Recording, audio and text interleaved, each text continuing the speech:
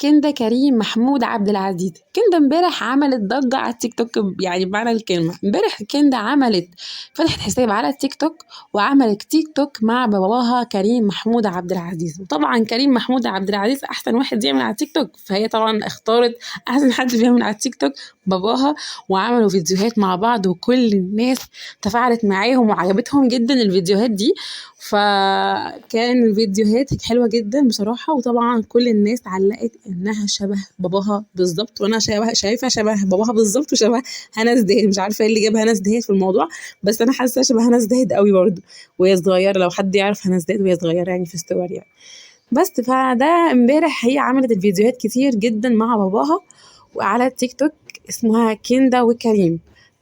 فطبعا الفيديوهات يعني الناس تفاعلوا جدا معاها وعجبتهم وعجبوها جدا، وقالوا لها لا لازم تعمل لنا فيديوهات كتير جدا مع باباكي، وهنستنى فيديوهات اكتر بقى مع باباكي.